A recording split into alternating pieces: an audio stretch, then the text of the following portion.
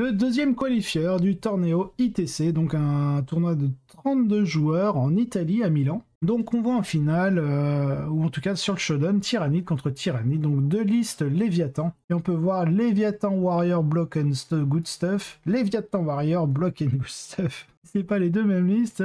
Donc on est en Léviat, donc on a un Tyrannide Prime, des tirs en garde dans nos slots, 3 tirs en garde tout nus, 120 points, et unité de zoanthrope. Ok, très bien. Donc on a un Neurotrope en Seigneur de Guerre, Synaptic Tendril, Résonance Barbe, le classique. Le tyran ailé, donc cette fois-ci, Reaper Obliterax comme d'habitude et Direct Guidance pour le plus 1 pour toucher. Dommage qu'il ne l'ait pas mis sur son Tyrannide Prime, parce que sur son Tyrannide Prime, il a mis quoi? Il a mis la relique, mais il a pas mis de trait de Seigneur de Guerre. J'aurais plutôt mis le plus 1 pour toucher sur le Tyrannide Prime et j'aurais mis la Feel No Pain sur le tyran. Après il a quoi? 3, 6, 9, il a un gros pack de 9. 2 gros packs de 9 guerriers tyrannides, 1 Malceptor, 3 Venom Trop, 3 Biovore pour mettre 3d3 Spore Mine par tour, un Tyrannophex avec le Rupture Canon, d'accord, il a un vue à 4. Alors le Rupture Canon du Tyrannophex, il fait pas trop rire.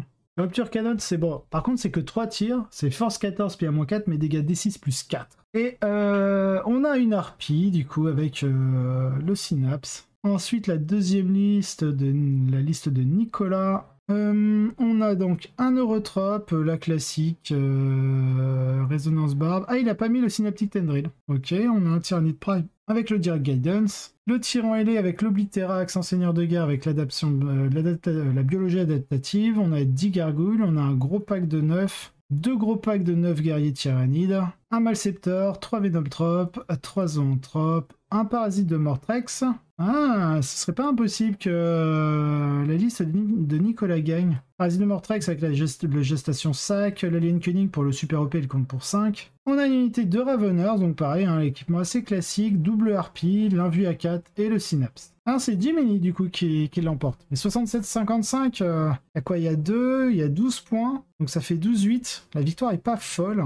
Peu de choses près, c'était un 11-9 en plus. C'est ce qui se rapproche le plus d'un match miroir cette semaine, puisque les deux listes de tyrannides presque identiques s'affrontent dans la partie finale. Malheureusement, je n'ai pas trouvé la mission finale de cet événement, mais ce qui ressort de ces deux listes est l'absence de tir en garde dans la liste de Nicolas qui, je pense, le met beaucoup plus en danger lorsqu'il se passe en deuxième position. Bien que plus rapide, Nicolas n'a pas les capacités à distance que Daniel apporte sur la table avec ses blocs de guerrier, Biovore et Tyrannophex qui lui offrent un avantage en début de partie et lui permettent de forcer son adversaire à s'engager ou à se faire attaquer. Nicolas apporte cependant 2 harpies qui peuvent offrir quelques menaces à distance limitée, bien qu'il soit peu probable qu'elle trouve une cible sans se mettre en position d'être sacrifiée au premier tour. En fin de compte, je pense que ce jeu est à l'avantage du joueur qui commence, mais étant donné le quasi miroir, mais le léger avantage à distance de Daniel, je crois que la liste est la gagnante le plus souvent. Ok, donc 67-55, ils sont donc 12-8 pour 2 Jiminy si on convertit en résultat WTC, sachant qu'on a 12 points de différence si Nicolas avait fait ne serait-ce que 2 points de plus, on était sur un 11-9. Alors bon, la liste, ça va pas être très intéressant comme commentaire. Les grands blocs de guerriers Léviathan peuvent encaisser des coups et continuer à avancer, à forcer les objectifs et à ramollir un ennemi à distance avant de charger pour finir. En plus du mini transhuman, les guerriers peuvent bénéficier d'une sauvegarde invulnérable ou d'une absence de douleur, donc c'est la Feel No Pain, via les options du lien synaptique, ainsi que d'un accès à la réduction des dégâts. Pas trop mal pour de l'infanterie endurance 5, 3 points de vie, bon marché. Le reste du BS, donc en deuxième, on a Nicolas pour sa version tyrannide, on a un Grey Knight, une liste mixte de paladins, de Draigo, qu'on appelle Drogo, de Nemesis Dread Knight avec de l'infanterie de soutien. Ça tire parti des capacités du Grandmaster Dread Knight et de l'incroyable durabilité du paladin pour aller de l'avant. Marquer des points et tout simplement exister avec un quasi auto 30 sur les secondaires entre To The Last et Purifying Ritual. Sa seule défaite a eu lieu au 4e tour contre le 2e. On a un Dark Angel, full Terminator je présume, parce que je vois le Oops Almost All Deathwing Terminator. Il introduit quelques éradicateurs et des objectifs de champ arrière pour permettre à ses brutes de l'armure du mépris d'avancer. Sa seule défaite est survenue au 3e tour contre le 2e joueur. Et donc Nicolas a fait le tri dans le top. Et enfin on a un Bloody Rose, donc on a Andrea Adepta Sororita qui arrive 5e. Liste équilibrée de Bloody Rose avec des Parangons Warsuite et des Meltar Attributeurs, une quantité significative de force élevée, de PA élevée et de dommages élevés qui cherchent à contrer la menace tyrannide.